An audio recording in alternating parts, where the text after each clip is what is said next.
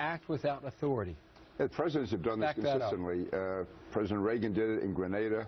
President Eisenhower did it in Lebanon. As commander-in-chief, he has the right to begin military actions. Now, if he's smart, he would certainly consult with the House and Senate leaders, with the members of the top people on the Intelligence Committee, the Armed Services Committee, the Foreign Affairs Committee, but he doesn't have to. As commander-in-chief, I believe strongly the president has the constitutional right to carry this out. So it's really two different issues. One, he has the right to do it, but secondly, I think he'd be very smart to consult with the leadership, not with all of Congress and something like this. I'm taking his own words as a senator, Boston Globe 2008. Quote, Senator Obama, the president does not have the power under the Constitution to unilaterally authorize a military attack in a situation that does not involve stopping an actual imminent threat to the nation. Yeah. Those are his words. Yeah, and to me, the hardest thing to do with President Obama is keep track of what he says from one day to the next. Just like, for instance, he was against Guantanamo. Guantanamo is still open. He's carrying out drone attacks. All of these things he's doing, it's inconsistent. It's wrong. I'm not here defending President Obama. I'm just defending the office of the president. Can you defend the threat to the United States that comes from Syria? What is that? The threat is, well, it's two. One, I think chemical weapons are a threat to everyone. Once that line has been crossed, that puts the entire world at risk as far as the threshold being crossed, and I think severe action has to be taken. But more than that, is this will so strengthen Iran. You will have almost this axis of Iran and Syria, and which really puts the entire Middle East in peril, because then you have Iraq in there, and Iraq now has given its airspace to Iran. So if we don't stop this right now, I see just Iran becoming the dominant power in the Middle East. I see the logic you're using. I mean, it's 6 pieces of chess or 6 moves of chess.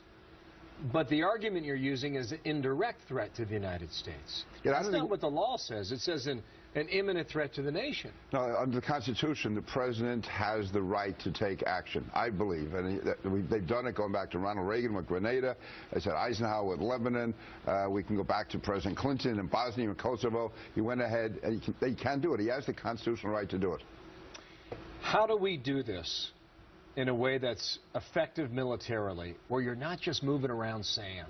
Right. I mean, you saw it in 1998 in Sudan. You saw it at the same time in Afghanistan, where we missed Osama bin Laden. There's other cases, March of 1999, the air war over Kosovo. Right. We didn't fly a plane below 15,000 feet in that war. Yeah. March of 2011 on Libya, you know, when it came to the French and the British who supported us. And, I mean, how do you do it in a way where it's just not a pinprick, or it's not just a show of force, without an effective use of force? And as you know, there's a big difference. Absolutely. And I have real problems with the way the president's handled this from the beginning. And right now, my concern is if he is going to use cruise missiles, that he just does them for a few days and walks away.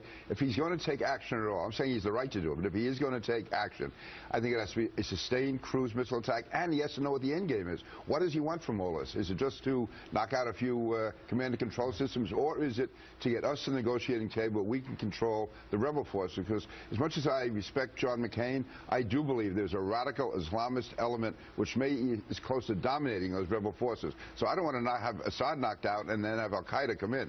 So I think if we can neutralize or weaken Assad, force him to the table, then that gives us leverage as far as controlling what the rebels do. So you would be satisfied with a one-day campaign, oh, no, or even a one-hour campaign, to send the message to Assad without removing him from power? I don't believe we should be necessarily attempting to remove Assad from power. But I think this is going to take more than one day. I think it's going to take many, many days of sustained cruise missile attacks before we've sufficiently degraded the Syrian military and their command and control centers to the extent that they will realize that they have to negotiate. And at that stage, then real negotiations can start. Again, this is a large thing. I'm not trying to oversimplify it. I understand. This is a full-court threat. But even if you damage Assad to the point where you help the al-Qaeda fighters who are flowing in from all over that part of the world, then what have you done? Well, if we come in, if we're the ones who bring this about, then we would have leverage at the table to control those rebel fighters. Now, we should have been doing this for the last 2 years, controlling the rebel fighters. We should have had much more input into them than we have. So Obama, it's very hard to defend his policies. I'm really not defending his policy. I'm saying he has the right to carry out the attack. I think attacks have to be carried out, but there has to be an end game. It can't be just a 1 or 2 or 3 day feel-good thing so he can soothe his conscience.